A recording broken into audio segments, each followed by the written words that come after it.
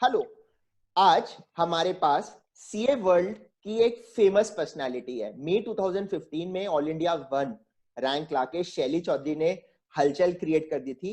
आज 5 साल बाद वो पहली बार एक ऑनलाइन इंटरव्यू में आ रही हैं एंड अपने एक्सपीरियंसेस शेयर करेंगी। आपने उनके एग्जाम एक्सपीरियंसेस के बारे में तो थोड़ा बहुत सुना ही होगा।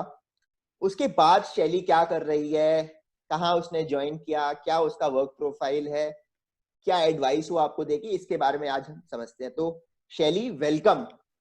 मुझे बहुत अच्छा लग रहा है कि मैं तुमको आज फाइनली कन्विंस कर पाया हूँ इस शो पे आने के लिए।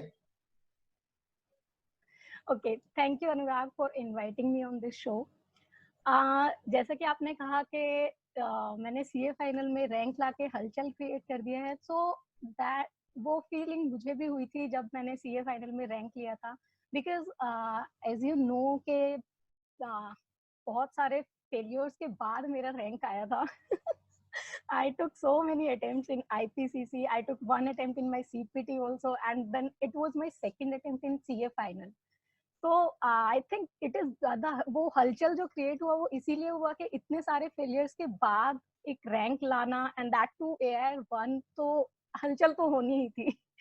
and I feel when I after rank result and next day I was in ICI, so you would believe, and I was just standing and there are few students के वो suddenly आए 3-4 लड़के and suddenly उन्होंने मेरे पैर छुए, so I was like what is going on?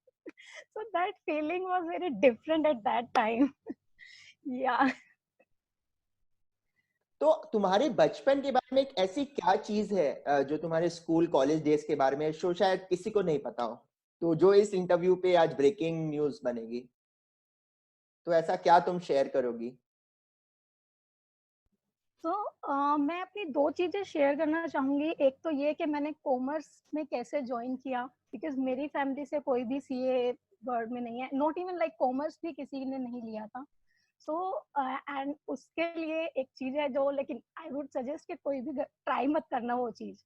When I was in 10th standard, तो मैं I was taking like, because मेरी फैमिली में कोई इतना बहुत ज्यादा एजुकेटेड नहीं है, so I was not having that support. So I was taking maths tuition in neighborhood only. So and everyone was like, हम इसको साइंस दिलाएंगे एंड डॉक्टर बनेंगे. So and before like 10th standard I was also like कि हाँ science लेंगे या तो engineering करेंगे या डॉक्टर बनेंगे, बिकॉज वही दो एक प्रोफेशन ऐसे होते हैं जो सब लोग जानते हैं. सीए के बारे में तो कभी नहीं सुना था. तो फिर सडनली एक नेबरहुड में भैया थे, तो वो अकाउंटेंट के यहाँ, मतलब सीए के यहाँ काम कर रहे थे एज एन अकाउंटेंट. तो उन्होंने बताया कि ये भी कोर्स होता है सीए, इसमें ये सब होता है, नंबर, अकाउंट्स, मैथ्स. तो पता नहीं कहाँ से मेरे दिमाग में ये आया कि साइंस लूंगी तो मेरा मैथ्स छूट जाएगा, and I was like I love maths. तो मुझे था कि मैथ्स लेना है, तो और उसमें फिर भैया ने बताया कि अकाउंट्स में भी होता है, तो वहां भी नंबर्स होते हैं. तो अकाउंट्स का भी थोड़ा इंटरेस्ट आया मुझे सुन के. देन आई डिसाइडेड कि कॉमर्स में जाना है, साइंस नहीं लेना है. तो and you won't believe, in 10th standard मैंने साइंस पे फाइनल्स में फोकस ही नहीं किया बिल्कुल भी. Just because everyone was like अगर मैं अच्छे परसेंटेज आएंगे, तो मुझे पता था घर में सब साइंस ही दिला देंगे मुझे. My God. and just to say like take the commerce, मैंने साइंस पे फोकस नहीं किया. and you won't believe like in my final exam I got only 44 marks. I still remember those marks, like I got to 44 only, and I somehow managed to like not to fail in that standard, just because I didn't focus on my science. So that was the one thing. And when like my parents, my teachers saw my result, they were like कि तूने बिल्कुल focus नहीं किया ना, तूने अपने मन का कर लिया, तुझे नहीं साइंस लेना था, तूने अपना स्टैंडर्ड, अपना परसेंटेज खराब कर लिया. तो इसलिए मैं बोलूंगी कि इसको कभी भी ट्राई मत करना ऐसे कि किसी भी सब्जेक्ट पे फोकस ना करो, जस्ट टू अवॉइड कि उसको सब्जेक्ट नहीं लेना है, इसलिए उसको फोकस से बाहर मत जाने दो. Otherwise I manage somehow. फिर सीए कैसे तो हुआ? बट तो after taking this commerce and all, so I as I told you कि भैया ने बताया था कि सीए होता है इस तरीके से, बहुत प्रेस्टिजियस कोर्स है. एंड उस टाइम पे I think it was like around 2007 when I cleared my 12th. At that time there was like not so much craze in the CA field. After that, it has increased a lot. But I thought like yes, I will go and I will do CA. Then I start, and after that there was I so एक साल का gap भी आया मेरे इसमें. मैंने 2007 में 12th clear किया, उसके बाद 2008 से मैंने सीए अपना स्टार्ट किया. इसी उसमें के सीए करना है नहीं करना है, क्योंकि नॉलेज नहीं था बहुत ज्यादा कोर्स के बारे में, तो थोड़ा गैदर किया. उसके चक्कर में मेरा एंड डेट निकल गया फॉर्म फिल करने का. तो 2008 से मैंने स्टार्ट किया अपना सीए. फिर 2008 में स्टार्ट हुआ, उसके बाद 2015 I took 7 years to clear this CA exam. It's a long journey. तो Yeah. बेसिकली वो भैया थे And जिन्होंने तुमको सीए के लिए इंस्पायर किया? हाँ, वो भैया थे. एंड देन मैं 12th में भी अकाउंट्स का ट्यूशन ले रही थी, तो उन भैया ने भी मुझे बताया, थोड़ा एक्सप्लेन किया कि क्या होता है एग्जैक्टली. तो थोड़ा मतलब मुझे उस टाइम पे इंटरेस्टिंग लगा, तो फिर मैंने सोचा कि हाँ कुछ डिफरेंट करना चाहिए, साइंस डॉक्टर्स एंड ऑल. तो इसलिए फिर इस तरीके से मैं इसमें सीए फील्ड में आ गई. फिर तो तुमने फिर रेगुलर कॉलेज नहीं किया ग्रेजुएशन में, फिर इग्नू से मतलब स्कूल ऑफ ओपन लर्निंग से किया तुमने? Yes, yes. उससे फिर बाद में क्या फायदा नुकसान क्या हुआ? हाँ, so basically, as I told you, I started in 2008, and at that time there was no IPCC, it was PCC when I started my CA. And so in PCC, as you know, we need to start our articleship just after your clearing CPT, right? So that's why I thought like I won't be able to do my regular college and my articleship simultaneously. So इसलिए मैंने ये सोचा कि college अपना SOL से करते हैं and articleship पे ज्यादा फोकस करना चाहिए. बट वो सब हो नहीं पाया. हुआ ये कि मेरा सीपीटी लेट फर्स्ट अटेम्प्ट नहीं हुआ, सेकंड अटेम्प्ट जब हुआ क्लियर सीपीटी, उस टाइम पे वो पीसीसी ही बंद कर दिया, आईपीसीसी आ गया. And you know in IPCC you have to clear your first group to start your articleship. तो first group took time to clear that first group. I cleared my IPCC first group in November 2011. क्यों लगा इतना time? Basically मतलब क्या तुमको घर में कोई बताने वाला नहीं था इसलिए? हाँ, so that was a like major factor because कोई गाइडेंस नहीं था, कोई सपोर्ट नहीं था एज सच के प्रॉपर गाइडेंस लाइक अगर कोई फैमिली में होता है. ट्यूशंस मैंने इसके आईपीसीसी के लिए मैंने ट्यूशंस लिए थे, कोचिंग्स ली थी. बट प्रॉब्लम ये था, एक तो मेरा लाइक टाउन से थोड़ा उस टाइम पे आई वाज लाइक शाय आल्सो. तो एंड वन मोर थिंग कि जैसे कोचिंग्स हो गई, कोचिंग्स के बाद बीइंग अ गर्ल लाइक आप घर पे आ गए, उसके बाद इतना ज्यादा उस टाइम पे फोन्स वगैरह भी अवेलेबल नहीं थे, इंटरनेट इतना ज्यादा यूज नहीं होता था, तो थोड़ा कनेक्शन मतलब कांटेक्ट नहीं होता था. एंड मेरा इतना उस टाइम पे फ्रेंड सर्कल भी नहीं था कि जो इस फील्ड में हो कि किसी से मैं कुछ डिस्कस कर सकूं, कहीं पे मुझे कोई प्रॉब्लम आ रही है तो मैं डिस्कस कर सकूं. एंड टीचर्स से भी बहुत ज्यादा कांटेक्ट नहीं, मतलब लाइक कोचिंग्स हो गई उसके बाद फिर इतना ज्यादा कांटेक्ट नहीं कर पाई मैं. तो आई थिंक इस वजह से proper guidance and proper like जैसे मैंने आईपीसीसी स्टार्ट किया तो फर्स्ट अटेम्प्ट में मैंने सिंगल ग्रुप दिया. उसके बाद आई got like I failed in like in total नहीं हो पाया, इसलिए ग्रुप टोटल शॉर्ट पड़ रहा था बार बार. यस. हाँ, so after that I decide thought like अगर मेरा अभी फर्स्ट अटेम्प्ट में ग्रुप टोटल नहीं हुआ है तो मैं दोनों अटेम्प्ट ग्रुप के लिए जा सकती हूँ. तो मैंने दोनों ग्रुप पे ध्यान दिया. अब बट वो लोग उतने टाइम में अगेन फिर मेरा वही सेम इश्यू हुआ कि ग्रुप टोटल कम हो गया. सेकंड ग्रुप तो मेरा इतना प्रिपेयर्ड भी नहीं था, तो उस तरीके से फिर मैंने थर्ड अटेम्प्ट दिया अपना, तो उसमें भी मेरे एग्जामिशन आ गई एक सब्जेक्ट में अकाउंट्स में. बाकी फिर मैंने 3 एग्जाम फिर नेक्स्ट अटेम्प्ट में दिए, तो ऐसे मेरे 4 उसमें लग गए आईपीसीसी में. तो घर वाले क्या बोल रहे होंगे फिर कि अरे तू साइंस ही ले लेती, इससे अच्छा कॉमर्स लेके तू बार बार फेल हो रही हो? नहीं, सो मेरे पेरेंट्स ने मुझे ये फ्रीडम दी थी कि जो भी करना है. कभी भी पापा मम्मी ने ये नहीं बोला कि मतलब अगर फेल हो रहे हो तो तुम छोड़ दो. ये मेरा डिसीजन था. उन्होंने बोल दिया था अगर तुझे छोड़ना है तो तू छोड़ सकती है, ये मत सोच कि मतलब इतना टाइम वेस्ट कर लिया कि अब मैं नहीं छोड़ सकती. अगर करना है तो भी ये मत सोच के इतना टाइम वेस्ट हो रहा है, मैं फेल हो रही हूँ तो मैं नहीं कर सकती. तो ये मेरा डिसीजन था. उन्होंने पूरा फ्रीडम दिया था कि तुम्हें जो करना है करो. अगर तुम्हें अब कंटिन्यू करना है सीए कोर्स में तो करो, छोड़ना है तो छोड़ दो. तो फाइनली क्या स्ट्रेटेजी वर्क की सीए इंटर पास होने के लिए फिर? तो फाइनली क्योंकि पहले जैसे मैं बता रही हूँ कि प्रॉपर गाइडेंस नहीं था, so I was just going with the coaching books only, I was not studying from the institute का study मटेरियल नहीं material. पढ़ी होगी। Yes, correct, correct. That was the problem. So फिर मैंने तब बुक्स तो वो कोचिंग की बुक्स मैं 2-3 अटेम्प्ट पढ़ चुकी थी, तो I was like frustrated with those books, so I हाँ हो जाता है, started right. Taking institute material. फिर जैसे बात हुआ तो कहाँ पे एनालाइज किया कि क्या कर सकते हैं और कि जिसकी वजह से ये इतना शॉर्ट पड़ रहा है।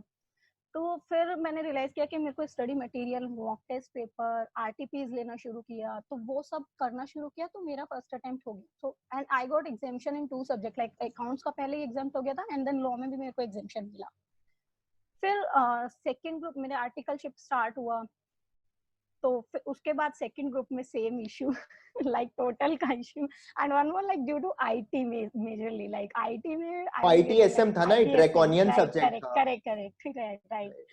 तो आईटीएसएम में like IT was like very different thing, तो उसमें थोड़ा मतलब मेरा टोटल का इशू हो रहा था, कभी 39, कभी 38, लाइक 40s नहीं आ रहे थे। Oh my God. हाँ, तो आईटी की वजह से मेरे साथ ये हुआ। Then my sister was pursuing BCA and then she completed her MCA also, so I took help from her, so she was in that field. तो उसने मुझे आईटी से पढ़ाना शुरू किया कि कॉन्सेप्ट क्लियर किए, तब थोड़ा मतलब मुझे क्लैरिटी आई आईटी में। एंड देन आई रियलाइज कि जो मिस्टेक मैंने फर्स्ट ग्रुप में किया था वो यहाँ भी कर रही हूँ मैं। मैंने अपने आंसर्स लिखने स्टार्ट किए, like mock test paper you can say. I started like writing just like exam only. I take 3 hours, I wrote the paper and then पूरा पेपर करने के बाद उसको suggested answer से चेक किया कि कहाँ पे मेरा लैंग्वेज का इशू है या टाइमिंग का इशू है। वो सब मैंने फिर मेरा सेकंड ग्रुप में किया, एंड सेकंड ग्रुप का एक्सपीरियंस बहुत फनी था। मतलब लाइक आर्टिकलशिप चल रही थी एंड मैं फेल हुई थी, मेरे से जो जूनियर्स थे वो पास होते जा रहे थे। सो दे वर लाइक के मुझसे ज्यादा उनको मतलब थोड़ा बुरा फील होता था कि ये फिर से रह गई, ये फिर से फेल हो गई। तो and you won't believe like मेरे साथ जिन्होंने आर्टिकलशिप स्टार्ट किया था वो लोग 2-3 अटेम्प्ट के बाद पास हो गए। उसके बाद मेरे से जो बाद में 1 ईयर बाद जो लोग आए थे, 2 आर्टिकल्स वर देयर, तो उन लोग का भी मेरा क्लियर होने से पहले वाले अटेम्प्ट में क्लियर हो गया। तो एंड मेरे प्रिंसिपल उस टाइम पे ऑफिस में नहीं थे, तो किसी और ने ही आर्टिकल ने ही सर को कॉल किया कि सर ऐसे ऐसे ये लोग पास हो गए हैं एंड शैली फिर रह गई है। तो सर ने बोला कि ठीक है, उसको बोलो घर चली जाएगी एंड छुट्टी ले लेगी, एग्जाम के बाद ही आएगी अब वापस, और मुझे इस बार रिजल्ट पास चाहिए। अच्छा, कौन थे तुम्हारे प्रिंसिपल इतने अच्छे? प्रिंसिपल्स कौन थे? संजय अग्रवाल, सीए संजय अग्रवाल। अच्छा, ये काफी दिल्ली में फेमस है ना ये सीए? नहीं नहीं, वो टीचर है जो संजय अग्रवाल फेमस हैं, ओ हाँ हाँ हाँ ही इज कॉस्टिंग टीचर। हाँ, कॉस्टिंग टीचर। ये लक्ष्मी नगर में प्रोप्राइटरशिप अच्छा, है, ओके। तो हाँ वहाँ पे है। सो आई थिंक प्रोप्राइटरशिप से आर्टिकलशिप करने का ये बेनिफिट होता है कि बहुत टच में होते हो आप अपने, मतलब छोटी फर्म से करो तो प्रिंसिपल पर्सनल से बहुत ज्यादा रिलेशनशिप टच में रहता होते हो, है। पर्सनल रिलेशनशिप रहता है, राइट, वो इमोशनल बॉन्डिंग भी बनती है। तो राइट। उन्होंने बोला कि इसको बोलो घर जाए और वो कर ले, एंड आई वाज लाइक कि जो लोग पास हुए थे दोनों, they were like very sad kind of thing, so I said like वो पार्टी तो दो ना, तुम लोग पास हुए हो। एंड दे वर लाइक तू फेल हो गई है स्टिल पार्टी मांग रही है, तेरे को कुछ बुरा फील नहीं हो रहा? एंड लगा बुरा फील करके भी क्या कर लूंगी, अभी फेल हो गई तो हो गई। तो फिर मैं उसी दिन से, सर ने मेरे को जैन में जैसे रिजल्ट आया था, जैन 14 की बात है ये, तो मैं फिर घर चली गई एंड उसके बाद मैंने फिर मई अटेम्प्ट दिया अपना। मई इवन लाइक उस टाइम पे मई में इलेक्शन थे, तो जून में अटेम्प्ट हुआ था 14 में, तो जून अटेम्प्ट दिया और मतलब लाइक आई गॉट 3-4 मंथ्स, तो पूरा अच्छे से रिवीजन करके मॉक टेस्ट पेपर लिख के वो स्ट्रैटेजी बनाई पूरी कि कहाँ पे मेरे को इश्यू आ रहा है, पूरा अच्छे से तैयार किया, डिस्कस किया फ्रेंड्स के साथ। तो मुझे पता चला कि हाँ मैं यहाँ पे शॉर्ट कर रही हूँ, तो मैंने वो पूरा अपना चेंज किया प्लान। देन जून 14 में जब मेरा आईपीसीसी का रिजल्ट आया एंड आई टुक लाइक बहुत टाइम हो गया था मुझे कोचिंग के, क्योंकि मैंने फर्स्ट अटेम्प्ट सेकंड वो आईपीसीसी बोथ ग्रुप साथ में ही कोचिंग कर लिया था, तो बहुत लॉन्ग टाइम हो गया था। तो मैंने फिर से सोचा कि एनआईआरसी के रिविजनरी बैचेस स्टार्ट हुए, तो मैंने वो ले लिया आई इंस्टीट्यूट के। सो दैट लाइक एक कोई कुछ कहीं पे मिस हो तो थोड़ा रिवीजन टाइप हो जाएगा, अपने खुद से पढ़ने से बेटर वहां से थोड़ा आइडिया मिल और जाएगा। बहुत लोग उसको बहुत इनइफेक्टिव मानते हैं कोचिंग फैक्ट्रीज की जगह, बट इंस्टीट्यूट हाँ, की so it क्लासेस भी काफी depends, इफेक्टिव होती है। basically it depends totally on your faculty कि हाँ फैकल्टी कौन है, it depends on faculty only. तो फैकल्टी बाय गॉड ग्रेस मेरे टाइम में फैकल्टी सभी ठीक थे, मतलब अकाउंट्स की टीचर भी अच्छी थी, ऑडिट के सर भी अच्छे थे, आईटीएसएम के भी। तो मैंने वहां से फिर वो रिवीजन थोड़ा हुआ, उसके बाद अपनी प्लानिंग की, मॉक टेस्ट पेपर लिखे, स्पेशली आईटी के जहाँ पे मैं फेल हो रही थी तो एंड ऑडिट में भी मैंने फिर अपना जैसे लॉ में मैंने अपना एक बनाया था कि how to answer in law like for case study. So वही सेम पैटर्न फिर मैंने ऑडिट के लिए भी ट्राई किया कि ऑडिट में भी मैं ऐसे ही आंसर लिखूंगी। तो मैंने फिर वो चेक किया तो मेरे को कॉन्फिडेंस आया कि हाँ मैं इस बार तो मैं पास करके ही रहूंगी and with good marks and उसके बाद जब रिजल्ट आया तो I check like toppers marksheet also and in second group I was the highest, like I got highest marks. Oh my topper जो उस गॉड। टाइम पे आईपीसीसी की थी उससे भी ज्यादा मार्क्स थे मेरे तीनों सब्जेक्ट्स में अरे वाह, गजब। yes, yeah, I was like 81% in like total तो तुम्हारा बस किस्मत का चक्र घूम गया था, बस ऑलरेडी घूम गया एक था। तो उस टाइम मुझे वो अपना पता चल गया कि कहाँ पे मैं लैग कर रही हूँ। तो उसके बाद फिर even like I got 95 in advance accounting. तो जैसे ही मैं सर के पास रिजल्ट लेके गई अपने प्रिंसिपल के पास, तो he was very happy. And after that आपको फाइनल के एग्जाम रजिस्ट्रेशन के लिए साइन चेक कराना होता है। तो उस दिन सर नहीं थे, तो दे सेड कि आप वहां जाके किसी और सीए के पास, उन्होंने मुझे भेजा कि उनसे करा के ले आओ। एग्जाम फॉर्म तो सर को साइन करना था, बट रजिस्ट्रेशन के लिए आप किसी से करा सकते हो। तो मैं फिर दूसरे सीए के पास गई, तो मैंने उनको बोला कि सर ने फोन किया होगा, तो मेरा फॉर्म साइन करना है। तो उन्होंने वो मार्कशीट देखी, he was like you got 95 in advanced accounting I was like yes and then after I cleared in June 14 and my attempt was due for final, it was in November 14 only. So November 14 में no one can imagine like June 14 में तुम IPCC clear कर रहे हो, November 14 में तुम final दे दो। But suddenly it came to my mind like I can check my preparation, whatever I have done during my articleship time, because I have started my final preparation during articleship only. Because अच्छा, I तुम didn't inter के लिए भी पढ़ रही थी, final के लिए भी पढ़ रही थी? yes yes after giving my exam, inter exam, I started like 2-3 महीने जो रिजल्ट का 2 महीने बचता है हाँ उसमें हाँ मैंने हाँ, अपना, ओके। तो होप होती थी ना कि इस बार पास हो जाएंगे अच्छा। तो एंड फाइनल के लिए मैंने जब आईपीसीसी का फर्स्ट अटेम्प्ट किया था तभी एक कोचिंग लिया था एसएफएम का, and that was in 2012 only. 2012 के बाद बट फिर मेरा ये आईपीसीसी फेल हो गया। उसके बाद फिर मैंने सोचा कि अभी कोचिंग लेने का तो नहीं बन पाएगा, क्योंकि मेरा एक्चुअली ट्रैवल टाइम भी ज्यादा था, तो जो मॉर्निंग बैच होते हैं या इवनिंग बैच वो मैं नहीं ले सकती थी।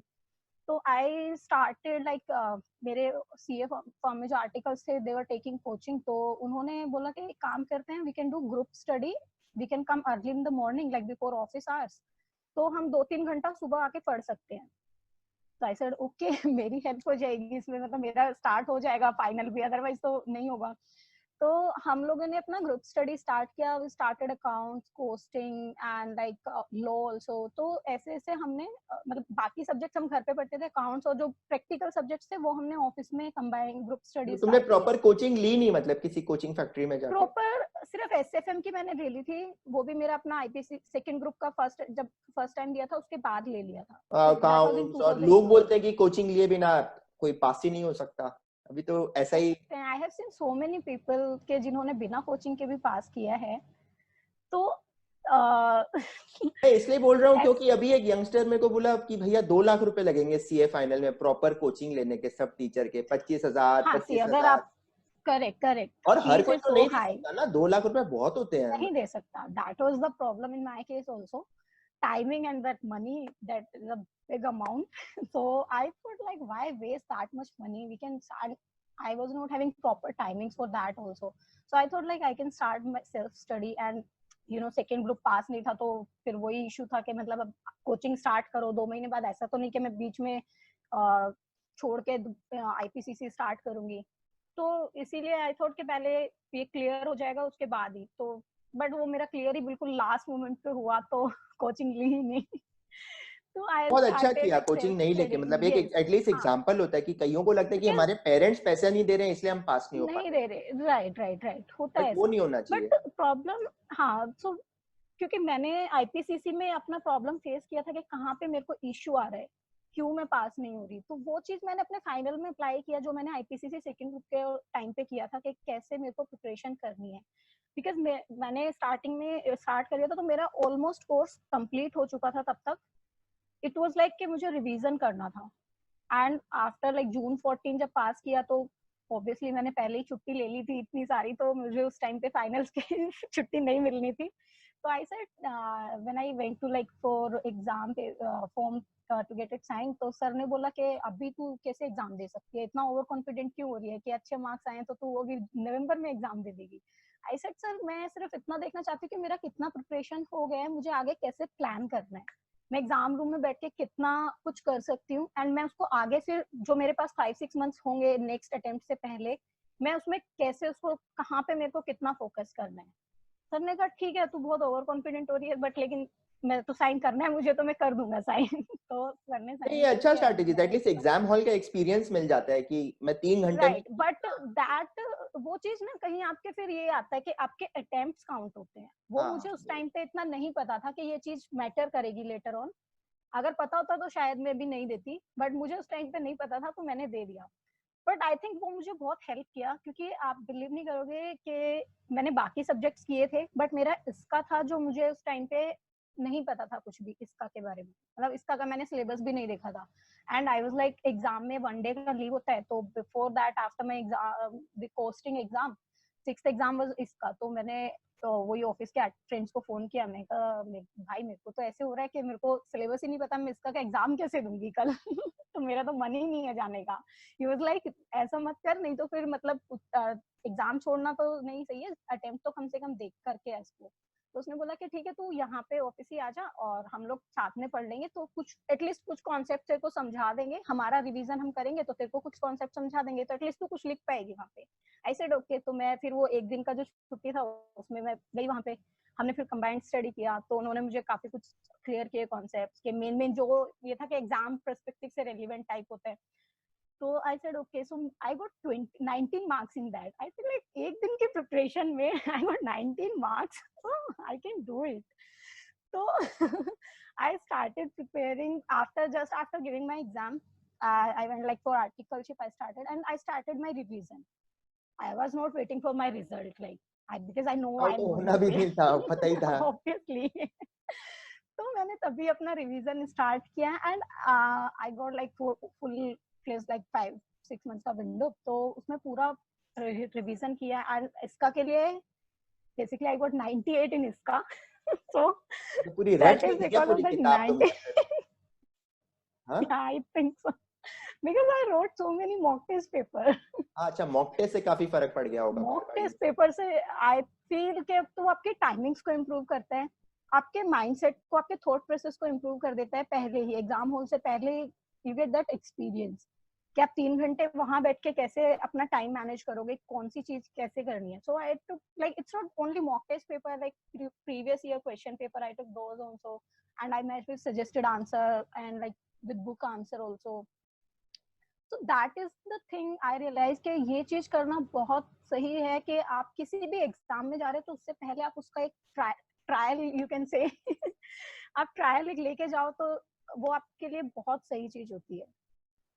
तो फिर मई 15 में जब तुमने एग्जाम दिया, मतलब सब कुछ एकदम सेट था क्योंकि इतने सारे मॉक दे दिए थे, सारा ढंग से पढ़ा था, तो रिजल्ट्स में लग ही रहा था क्या कि ऑल इंडिया रैंक 1 आएगा ही? So no one can like, कोई भी ऐसे नहीं वो कर सकता कि रैंक 1 ही आएगा। एंड मेरे जैसे स्टूडेंट जो पहले से लाइक इतनी फेलियर देखी हो तो उसको तो रैंक वन तो इमेजिन नहीं कर सकते। But yes I was sure कि I will be in top 10। So after giving my exams, I was like, I checked my exam paper with this I checked my exam paper. So after that I was like कि हाँ तो जब हम ऊपर तो tally top बनाते 10 हैं, में इसमें 2 नंबर आएंगे, इसमें 4 नंबर इसमें इतना आएगा, राइट, करेक्ट करेक्ट करेक्ट। तो उसके बाद मुझे लगा था कि मे बी एंड फिर मैंने देखा कि क्या ट्रेंड रहता है रैंक्स का, तो उसके बाद मुझे लगा था कि हाँ टॉप 10 में तो आने के चांसेस हैं इस बार।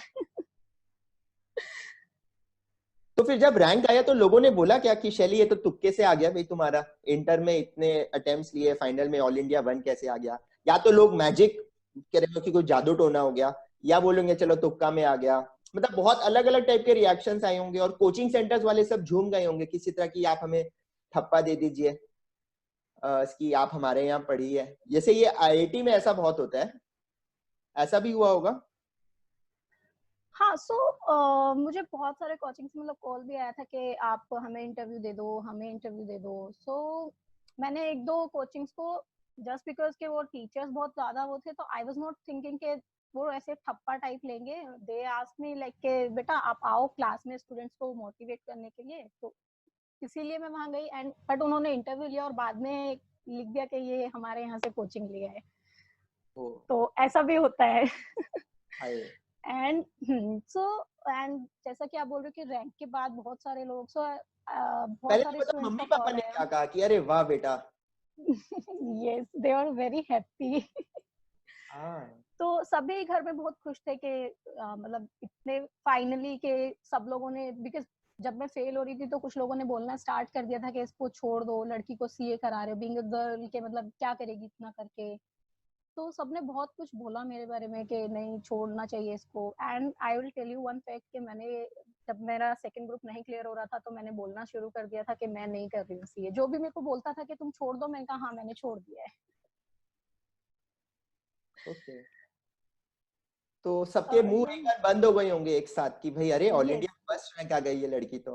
हाँ देन दे जो लोग पहले बोलते थे कि लड़की है नहीं कर पाएगी, बहुत ज्यादा प्रेशर डाल रहे हो आप इस पे, तो बाद में वो बोलने लगे कि नहीं नहीं हमें तो पता था ये कर पाएगी, ये बचपन से ही अच्छी है पढ़ाई में, ये वो मतलब बिल्कुल ऑपोजिट रिएक्शन आने हो गए शुरू। यही दुनिया है, यही दुनिया है। मतलब आप सच एक में बार मतलब उगते लोगों का तो सूरज ये बन है कि जाओ कुछ भी तो। बोलना है, करेक्ट।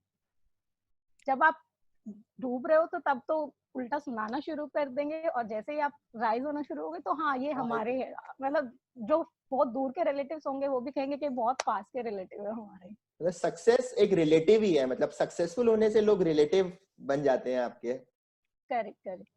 तो अच्छा, ये तो चलो हो गया कि ऑल इंडिया वन रैंक आ गया। अब बात करते हैं उस डायमेंशन के बारे में जो होती है हमारी ब्रेड एंड बटर, मतलब जो है प्लेसमेंट्स। तो क्या all right. India one rank आने से प्लेसमेंट्स मतलब कि एकदम सॉर्टेड हो गया कि भाई अच्छा ऑल इंडिया वन आया, ये तो वाओ गजब है, चलिए अब तो इसको जहां जाना है ले लें? मतलब वॉज प्लेसमेंट लाइक एकदम सुपर इजी, वैसा कुछ हुआ? या ऐसा अचानक पता चलेगा अरे शैली तुम तो सेकंड अटेम्प्ट हो, तुमने तो बिग फोर से आर्टिकलशिप नहीं किया, तुम तो एसआरसीसी से नहीं हो, इंग्लिश के ऊपर प्रश्न उठने लगे? तो क्या ये पूरा होलिस्टिक पैरामीटर लोग यूज करते हैं? मतलब क्या, मतलब क्योंकि ये कैंपस प्लेसमेंट प्रोसेस बहुत ही एक कॉम्प्लिकेटेड, यहाँ पे लोगों को 30 लाख की नौकरी भी मिलती है, लोगों को 3 लाख की भी नौकरी नहीं मिलती है। तो एग्जैक्टली होता क्या, तुम्हारा क्या एक्सपीरियंस था इस पूरे कैंपस प्रोसेस में? और फिर फाइनली तुम्हारा विप्रो कोहर्ट में हुआ, तो टेल अस अबाउट दैट कि तुम्हारा क्या हुआ एक्सपीरियंस वैसा। Okay so after getting rank तो बहुत सारे जैसे आप ये जो भी टॉप कंपनीज हैं वो उनके कुछ लीडरशिप प्रोग्राम्स होते हैं, दे स्टार्ट लाइक वो रैंकर्स को ही लेते हैं, तो वो रैंकर्स को अप्रोच करना स्टार्ट कर देते हैं। बट उनका सबका एक ये होता है कि जितने भी टॉप कंपनीज हैं वो सब ओनली आपके रैंक पे फोकस नहीं करते। Because I have scene and लोग एक कंपनी से मुझे रिस्पॉन्स भी मिला था लास्ट में आफ्टर इंटरव्यू कि आपका interview was good but we are looking overall like your education, your college marks and everything like your articleship also. तो देन आई रियलाइज कि हाँ ये सब चीजें बहुत मैटर करती है, स्पेशली अटेम्प्ट्स ऑल्सो कि आपने फर्स्ट अटेम्प्ट में किया है, सेकंड अटेम्प्ट में किया है। And if you see the campus placement, वहां पे शॉर्टलिस्टिंग में उनका क्राइटेरिया होता है कि कुछ कंपनी जो भी टॉप कंपनीज होती हैं वो फर्स्ट अटेम्प्ट क्लियर वालों को फिल्टर करती हैं, तो वो सब फिल्टरिंग होती है। तो उसमें आप मतलब मेरा वो जो सेकंड अटेम्प्ट था आई थिंक वो भी शायद कहीं पे मैटर किया। मेरी आर्टिकलशिप भी बिग फोर से नहीं थी तो वो चीज भी मैटर की। तो आई थिंक जो भी कंपनीज हैं टॉप कंपनीज है वो की ओवरऑल देखती है कि आपके कॉलेज, आपने अगर एसआरसीसी तो ऑब्वियसली दे विल एक परसेप्शन बना हुआ है कि आपके सारे टिक्स होने चाहिए correct, like your big articleship, your college, your rank, everything should be there.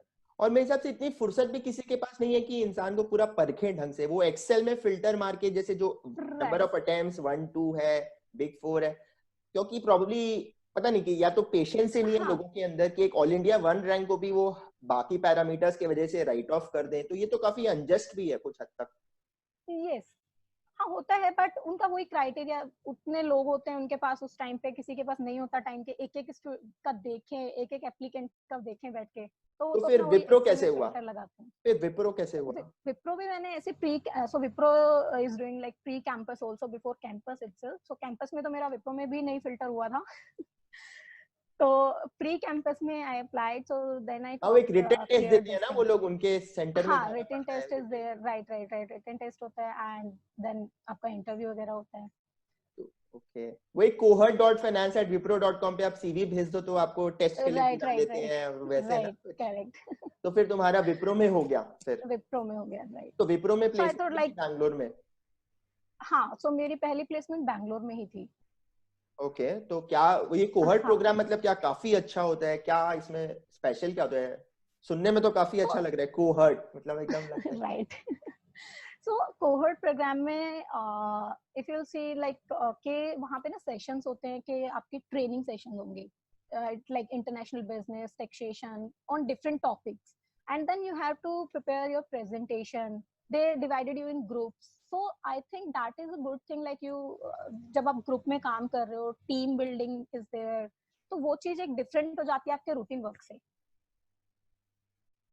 and sometime like it's you are doing your daily routine work also, and with that you are doing this thing also. आपको कुछ training वगैरह देते हैं, तो फिर तुम दिल्ली कैसे आए? होती है।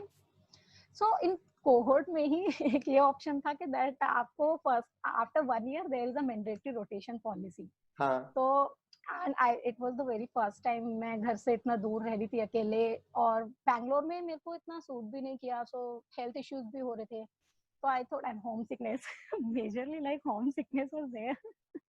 हाँ होता है। मैं हाँ, so उसमें एक ऑप्शन था फिर आपके रोटेशन आपको कहाँ, तो मैंने उनको बोला कि मेरे को ये वाला रोटेशन दिल्ली ऑफिस में वैकेंसी हो तो दिल्ली में दे दो।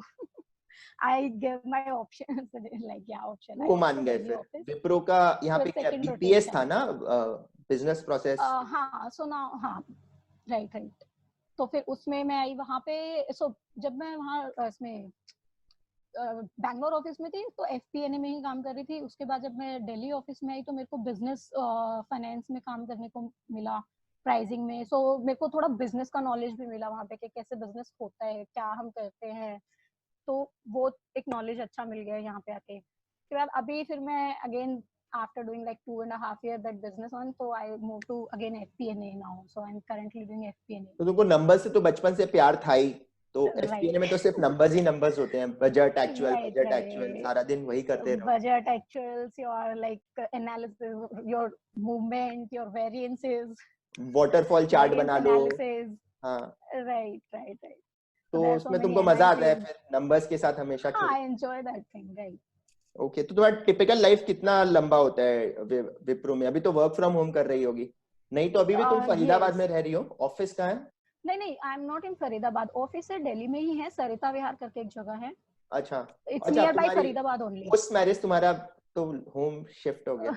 राइट। ओके, अब पास पड़ रहा है? नहीं, बिकॉज़ तुम्हारे ट्यूशन के टाइम तुम बोल रही थी ना दिक्कत होता था क्योंकि तुम बहुत दूर रहती थी, ट्रैवल टाइम। हाँ, सो मैं actually it's in Delhi NCR, near by Delhi only, it's in Loni Ghaziabad. हाँ, तो मेरा ट्रैवल टाइम एक्चुअली 2 hours का होता है, one sided, so it's like 4 hours travel. अभी भी? Yes, 4 hours travel, I my God, ये तो एकदम प्रॉपर मुंबई जैसा हो गया ये हिसाब पूरा। करेक्ट। हाँ, तो and that is like because of metro, and if you'll go by road तो तभी भी मतलब ट्रैफिक होता है तो इतना ही टाइम बच जाता है। तो डेली लाइफ मतलब तुम्हारा कितना लाइक 8-10 घंटे का होता ही होगा विप्रो में? हाँ, ऑफिस में it's like around 8 hours, so after that like whatever you have some work, so you can come at home and you can do that, like it's not like that you need to sit in office only। अच्छा, एक चीज मुझे बताओ, जैसे कि अगर 5 साल हो गए, जैसे मई 15 में तुम ऑल इंडिया रैंक फर्स्ट आई थी, अभी May 20 में अब तुमको जैसे नेक्स्ट जॉब चेंज करना है, तो क्या ज्यादा मैटर करेगा कि तुम्हारा ऑल इंडिया रैंक 1 का क्या वैलिडिटी, मतलब in terms of market attractiveness अभी भी है, या अब लोगों को है कि अच्छा आईटी सर्विसेज में एफपीए ने किया हुआ है, तो अब यही प्लग एंड प्ले लोगों को चाहिए कि हाँ रेडीमेड यही इसके पास एक्सपीरियंस है, तो उसी हिसाब से तुमको जॉब ऑफर्स आते हैं? आई थिंक अभी तो एक्सपीरियंस, जब आप 5 साल हो जाते हैं किसी उसमें, तो आपके एकेडमिक्स धीरे धीरे उतना मैटर नहीं करते हैं। आप इवन आप रिज्यूमे में भी लिखते हो तो आप एकेडमिक्स को अपना उतना हाईलाइट, मतलब उतना नहीं लिखते हो, आप धीरे धीरे अपने एकेडमिक्स कम करना स्टार्ट कर देते हैं, आप एक्सपीरियंस से उसमें डालते हैं। तो आई थिंक आफ्टर 5 years और like after some time, I think experience matters the most, तो कि मोस्ट कंपनीज को एक्सपीरियंस के वो बेसिस पे ही रेलेवेंट एक्सपीरियंस एक्सपीरियंस ही चाहिए रहता देखते है हैं। ना, कि राइट अब जैसे राइट कि अब राइट राइट। एफएमसीजी तुमको नहीं लेगा, हाँ, बोलेगा कि आईटी है तो करेक्ट, कि आपके पास एफएमसीजी का एक्सपीरियंस नहीं है। सो ये सेम थिंग बहुत लाइक ही मैन्युफैक्चरिंग में आप जाओगे तो मैन्युफैक्चरिंग भी बोलेगा कि आप, वो obviously they prefer like relevant experience only. हाँ, ये एक रेलेवेंट एक्सपीरियंस का मैं व्यूअर्स को बताना चाहता हूँ कि एक बहुत बड़ा फैक्टर आ जाता है, जिसकी वजह से आपका फर्स्ट चॉइस, फर्स्ट जॉब का जो चॉइस है वो बहुत इंपॉर्टेंट होता है। करेक्ट, बहुत इंपॉर्टेंट होता है। 3-4 साल बाद लोग सब रेलेवेंट एक्सपीरियंस मांगते हैं। आप बैंकिंग में जाओगे तो बोलेंगे कि अच्छा आपका बैंकिंग में एक्सपीरियंस नहीं है, आपको फर्स्ट ब्रेक कोई हाँ, देना ही नहीं इन्वेस्टमेंट चाहता। बैंकिंग में if you like investment banking में आप जाना चाहोगे तो they will take you as fresher only. हाँ, पहले और तो लेना ही नहीं चाहेंगे, अगर लेंगे भी, आप बहुत अच्छे से इंटरव्यू क्रैक कर पा रहे हो या कुछ है, तो आपको फ्रेशर की तरह वो ट्रीट करेंगे। एग्जैक्टली तो ये लोगों को समझना तो पड़ेगा, ये चीज की शुरुआत वाला बहुत इंपॉर्टेंट हो हाँ, जाता है। पहला चॉइस आपका बहुत इंपॉर्टेंट हो जाता है। और इसमें कुछ किस्मत भी है, फॉर एग्जाम्पल कि जब तुमको दिल्ली जाना था तो अब दिल्ली में लिमिटेड चॉइस ही होगा कि यही प्रोफाइल, राइट, करेक्ट। तो ये एक इशू हो जाता है। मेरे खुद के साथ होता है तो मुझे पता है कि ये वाला चीज है। हाँ, आप चलो। तो ऐसे भी आई थिंक आप गुड़गांव में ज्वाइन करके वापस कोलकाता गए हो। हाँ हाँ हाँ, 15 दिन में 10,61,000 की राइट, नौकरी छोड़ के मैं तो 5.5 लाख में आया था वापस करेक्ट। कलकत्ता। तो दिल्ली तो गजब ही मेमोरीज है मेरी। तो चलो अब इंटरव्यू को थोड़ा फाइनल लेग की तरफ 2-3 क्वेश्चंस पूछते हैं कि अगर अब शैली एट द एज ऑफ 30, वो शैली एट द एज ऑफ 20 को क्या एडवाइस देगी, एज इन की वो क्या डिफरेंटली करती वो, इन टर्म्स ऑफ कि अब जो तुमने 10 साल में जो एक्सपीरियंस गेन किया है, तो एक youngster at the age of 20 उसको तुम क्या एडवाइस दोगी? सी, अगर मैं इन दो, there is two separate questions like advice to youngsters, और अगर मैं अपना कुछ चेंज कर पाती तो मैं क्या डिफरेंटली करती। सो अगर मैं अपने बारे में बात करूं कि मैं क्या डिफरेंटली करती, तो आई थिंक इस इन 10 सालों में मैंने बहुत सारा फेलियर्स देखा in my IPCC and all, but I won't like, मैं उसको चेंज नहीं करना चाहूंगी कभी भी, क्योंकि उस फेलियर से मैंने बहुत कुछ सीखा है। एंड आपके जो फेलियर्स होते हैं वो भी आपको, कोई भी आपकी छोटी सी भी फेलियर होती है वो आपको कुछ ना कुछ सिखा के जाती है। अगर वो फेलियर आप नहीं फेस करोगे तो आप वो चीज कभी सीख ही नहीं पाओगे। अगर मैं फेल नहीं होती, मैं ऐसे पास होती रहती, तो मुझे कभी फेलियर का पता ही नहीं होता। कभी लाइफ में अगर मैं कहीं जाके फेलियर देखना पड़ता तो मैं उसको फेस करने लायक नहीं होती। आई थिंक आपके इनिशियल स्टेज में अगर आप फेलियर देख लेते हो तो आप एकदम डिफरेंट पर्सन बन जाते हो, कि अगर लाइफ में कोई भी प्रॉब्लम आएगी तो आप उसको आराम से, मतलब हंस के फेस कर सकते हो। तो मैं तो कहता हूँ कि पुराना पाप कट जाता है, हर फेलियर के साथ कट पुराना जाता है, पाप कट जाता है, तो अच्छा है, जल्दी करेक्ट। जल्दी में कट जाए तो बढ़िया है। Yes, yes. And if we'll talk about the advice to youngsters, so youngsters को I think they should decide their aim कि क्या करना है, and सब चीजें ना सोच के करना चाहिए। कि एडवाइस सबसे लो के एडवाइस ले रहे हो, बट अपना इनर देखो कि हम उसको कर सकते हैं या नहीं कर सकते। इट डजंट लाइक कि अभी जैसे आपने पीछे सालों में, कुछ साल पहले की अगर बात करें तो सीए कोर्स इतना फेमस नहीं था, राइट? जब आपने सीए किया होगा तब इतना ज्यादा क्रेज नहीं होता था स्टूडेंट्स में सीए के लिए, बट और प्लस कुछ टाइम यूट्यूब बाद व्हाट्सएप नहीं था, तो नहीं कुछ था, पता तो ही नहीं सीए का चलता था इतना कि पता ही कौन नहीं कर रहा है। चलता था। Correct, correct. अभी तो क्या होता है कि इतना ज्यादा क्रेज हो गया कि even science students, arts students, commerce वालों के पास तो ऑप्शन है कि सीए करो ही करो। साइंस स्टूडेंट्स भी सीए कर रहे हैं, आर्ट्स वाले भी सीए कर रहे हैं। मतलब एक तो ये हो गया कि उसमें कोई वो नहीं होता। आपको अगर इंजीनियरिंग करनी है तो you have like science in 12th standard, right? Otherwise आप इंजीनियरिंग में नहीं जाओगे। तो ये एक चीज हो जाती है कि अभी सीए में बहुत ज्यादा क्रेज बढ़ गया है, बट आई थिंक, एंड उससे क्या हो रहा है कि लोग जो नहीं प्रॉपर कर पा रहे हैं, उसको फेल हो रहे हैं, तो उससे डिमोटिवेट होके बहुत से लोग मतलब डिप्रेशन में भी जा रहे हैं। मतलब दे आर लाइक, क्योंकि रिजल्ट के बाद मेरे पास बहुत सारे कॉल्स आए कि जी हम ऐसे 3 अटेम्प्ट हो गए हैं, 4 अटेम्प्ट हो गए हैं, हम फेल हो रहे हैं, अभी हम क्या करें, बहुत डिप्रेशन में हैं, डिमोटिवेट हो रहे हैं। तो एंड फ्यू एक लड़की का मेरे को याद आ रहा है अभी कि वो राजस्थान से थी and she was like crying over the call कि दीदी मैं क्या करूं, मतलब मेरे फैमिली वाले तो अब सपोर्ट कर रहे हैं बट बाकी सब, सेम मेरा केस के मेरे फैमिली तो सपोर्ट कर रही है बट बाकी सब कह रहे हैं कि लड़की को क्यों इतना वो करा रहे हो तुम। एंड राजस्थान अभी के भी किसी रिमोट इतने एरिया से जेंडर थी। बायसेस हैं, लड़का लड़की में अभी भी इतने फर्क आई हैं। थिंक अभी भी है बहुत, मतलब लाइक बोलने के लिए हो गया है कि हम बहुत ब्रॉड माइंडेड हो गए हैं, ओपन माइंडेड हो गए हैं कि लड़के लड़की में फर्क नहीं करते हैं, बट अभी भी वो चीज आ जाती है। अभी आप नॉर्मली भी आप देखो कि रात को अगर होगा कि लड़की को बाहर जाना है तो ऑब्वियसली पीपल थोड़ा एक आता है कि अकेले नहीं जाने देना, लड़का बाहर जा रहा है वो किसी भी टाइम जा सकते हैं। तो वो एक जेंडर बायसनेस अभी भी है बहुत, and specially like remote areas में तो अभी भी है। ओके। तो आई थिंक मैं सिर्फ यंगस्टर्स को ये बोलना चाहूंगी कि अपना, जैसे हम ब्लाइंडली किसी भी चीज को फॉलो मत करो, अपना एनालिसिस करो कि हाँ मैं क्या कर सकता हूँ, मेरे ये नहीं कि ये मार्केट में चल रहा है भी तो मैं भी यही कर लूँ, कि नहीं। उनको अपना देखो कि हम इसमें इंटरेस्ट है या नहीं है, हम कर सकते हैं नहीं कर सकते हैं। एंड अगर एक बार उसको ऑप्ट कर लो तो फिर ये मत सोचो, गिव अप मत करो उस पर कि मैंने गलत कर दिया ये कर दिया। अगर डिसीजन ले लिया तो उसको करेक्ट राइट प्रूव करो कि हाँ मैंने राइट डिसीजन लिया है। बट एक चीज मैं अगर कहना चाहूंगा शैली कि एक पॉइंट ऑफ टाइम के बाद, मतलब 10 साल हो गए आप दे ही जा रहे हो एग्जाम, मेरे पास ऐसे केसेस भी आते हैं, एक पॉइंट ऑफ हाँ टाइम के मैं बाद तो फिर आगे बढ़ना चाहिए ना। मतलब ऐसा थोड़ी है कि अब 11 साल में मैं हाँ ये एक कर रहा हूँ। पॉइंट हाँ एक पॉइंट ऑफ टाइम लाइक अगर आपको लग गया कि हाँ, तो वही मैं बोल रही हूँ ना कि उसको ये नहीं कि आप ब्लाइंडली किसी चीज को फॉलो करो, आप फिर से एनालिसिस करो कि हाँ अभी अगर मैं कर सकती हूँ या नहीं कर सकती हूँ, एक लिमिट सेट करो कि ये वाला लास्ट है, इसके बाद अगर हो गया तो ठीक है नहीं तो नहीं दूंगी। हाँ, जैसे मतलब वो मैंने एटलीस्ट एक आईपीसीसी करना चाहिए। में मैंने आईपीसीसी में लास्ट अटेम्प्ट में अपने को एक बार माइंड में लाया था कि अगर ये नहीं, ये करना ही करना है, नहीं हुआ तो मेरा नवंबर अटेम्प्ट लाइक नेक्स्ट फाइनल का अटेम्प्ट होगा, तो ये तो मेरे लिए लास्ट है, मेरे को ये करना ही करना है क्लियर। हाँ, वो एक अलग बात है, तो बट स्टॉक हाँ मार्केट में जैसे स्टॉप लॉस लगाते हैं, वैसे एक राइट लॉस राइट लगा के आपको हो जाना चाहिए ना। कि आप करेक्ट 32 साल की एज में सीए फाइनल दिए जा रहे हो, दिए जा रहे हो दिए वो। जा रहे हो, हाँ तो दैट वो तो फिर आपका एक हो जाएगा कि अब दूसरे करियर में भी फिर मूव करना बहुत डिफिकल्ट हो जाएगा। राइट। तो there should be some limit. But हाँ, शुरुआत में ऐसा नहीं होना चाहिए कि एक दो बार फेल हो गए तो हार मान हाँ लिया। एक दो बार फेल होते ही ये आप कर सकते हो कि जैसे आपको लगा कि आपने ठीक है मैंने कोई करियर चॉइस ले लिया, एक बार मैं फेल हो गई बट मुझे उस टाइम पे ये लग गया कि मैं ये कर ही नहीं पाऊंगी, अगर माइंड में ये चीज आ रही है कि मैं नहीं कर पाऊंगी तो फिर वही छोड़ दो, अगर आपके माइंड में ही आ गया कि नहीं कर पाऊंगी। हाँ, बिकॉज वो आपको फिर तो कोई स्ट्रेटेजी को हाँ एनालाइज अगर करना आपने पड़ेगा। हाँ एनालिसिस करना पड़ेगा, वो भी अपने स्ट्रेंथ और वीकनेस के बेस पे। इट्स नॉट लाइक कि अगर कोई मुझे पुश कर रहा है कि नहीं तू कर सकते बट दे डोंट नो ना कि मैं क्या कर सकती हूँ या मैं वो नहीं भी कर राइट है। सकती। अगर आप बोल रहे हो कि मैं नहीं कर सकती बट मुझे पता है मैं क्या कर सकती हूँ क्या नहीं कर सकती हूँ। एंड जस्ट लाइक कि आप बहुत से लोग बोलते हैं कि हम रात को लेट तक पढ़ते हैं, कुछ लोग होते हैं जो अर्ली मॉर्निंग पढ़ते हैं, तो इट्स डिफरेंट एवरीथिंग। तो अब अगर कोई मुझे सजेस्ट करे कि रात को 12-1 बजे तक पढ़ो 2 बजे तक पढ़ो दैट इज गुड।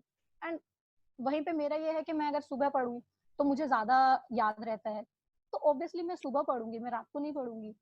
तो आई थिंक आप सबसे एडवाइस लो, सबकी सुनो कि वो कैसे कर रहे हैं, बट उसके बाद अपना एनालिसिस करो कि हम पे क्या ज्यादा सूट करता है, हम कब ज्यादा प्रोडक्टिव होते हैं। वो आई थिंक ज्यादा सही चीज है कि अपना एनालिसिस करना बहुत जरूरी है। कभी एकेडमिक्स की तरफ रुझान नहीं हुआ कि चलो इतने अच्छे हैं तो एकेडमिक्स ही कर लें, जैसे कि टीचर बने, क्योंकि तुम्हारा एकेडमिक्स टीचिंग में क्लियर करेक्ट फोर्टे है। Right right. सो ये चीज मैंने अभी पहले सोचा भी था कि एकेडमिक्स में जाऊं, बट आई फील कि मैं ऐसे मतलब बहुत बड़े ग्रुप में, एक मेरे अंदर थोड़ी वो शाइनेस है कि ऐसे बहुत बड़े ग्रुप को पढ़ाना is like different thing. And if you are doing study in group, कि आप फ्रेंड्स में पढ़ रहे हो तब मैं पढ़ा सकती हूँ, then it's not a problem. But कभी ना ऐसे आया नहीं कि ऐसे पूरे स्टेज पे खड़े होकर और पढ़ा रहे हो वहां पे इतने स्टूडेंट्स को, तो वो कभी बन ही नहीं पाया। अभी एंड कोविड के बाद ये ठीक हो जाएगा। हाँ आई थिंक अभी मैंने एक बार हमारा हुआ भी था कुछ टाइम पहले एक फ्रेंड के साथ, I think you know him very well, Sankalp Agarwal, correct. So he was trying to like do this teaching and all. So we were trying, and we have started looking places also for this coaching and all. But वो हो ही नहीं पाया उस time पे। हाँ, फिर वो आई And then Ahmedabad चला गया। IIM अहमदाबाद चला गया तो वो स्टॉप ही हो गया। बट अब शायद तुम पढ़ा सकती हो, बिकॉज अब क्या है, तुमको पेन ड्राइव रिकॉर्ड करना है, वो तुम अकेले भी कर सकती हो बिना शाइनेस के, वो राइट लोग राइट फिर राइट। ऑनलाइन देखेंगे, जैसे ये इंटरव्यू हो रहा है, तो अब तुमको वो जो करेक्ट। ग्रुप का जो शाइनेस है वो प्रोबेबली अब, ग्रुप वाला। राइट, तो हाँ, अब दैट इज अ गुड, हाँ that is a good choice point यार।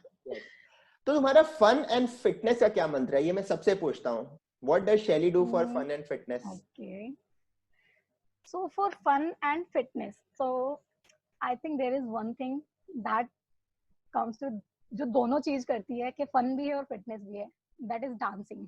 I love dancing.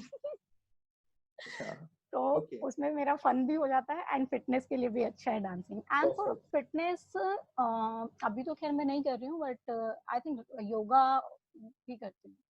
ओके। हाँ, शैली का favourite movie? Yoga. Favourite movie,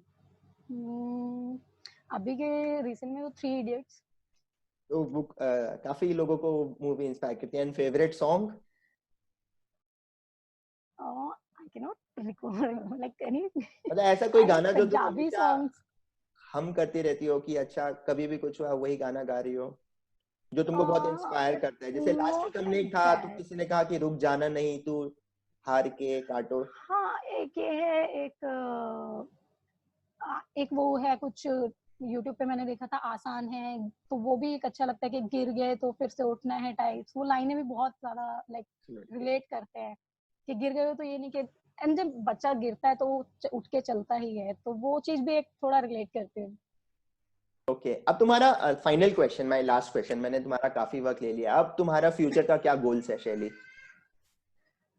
so future goals, I think let it keep secret for now. Okay, well point, क्योंकि अभी I think you should हाँ not tell your next step to anyone. हाँ, ये एक अच्छी स्ट्रैटेजी है इनफैक्ट, अच्छी strategy है। हो जाने दो। सो वेरी नाइस इंटरव्यू शैली, मतलब मेरे को तो ये वाला जो एस्पेक्ट था कि जो तुमने मई 14 में आईपीसीसी का सेकेंड ग्रुप दिया, मतलब एज इन कि तुम्हारा ऑल इंडिया हाईएस्ट मार्क्स आ गया, एंड राइट। एक साल से कम प्रिपरेशन में, मतलब इनफैक्ट 4 महीने के प्रिपरेशन में तुमने फाइनल का अटेम्प्ट दिया, और इसका में 19 आए, वो भी बहुत बड़ी बात है। मेरे टोटल 45 मार्क्स आए थे साल 2 साल पढ़ के। तो एंड देन ये जो तुम्हारा ओवरऑल अचीवमेंट है, प्लस जो तुम्हारा पॉजिटिव अप्रोच है टुवर्ड्स दिस होल एस्पेक्ट जो तुम्हारे साथ हुआ, कई लोग क्रिप करते हैं कि ऐसा मेरे साथ ही क्यों हुआ एक्सेट्रा, वो that ways it is a very good thing.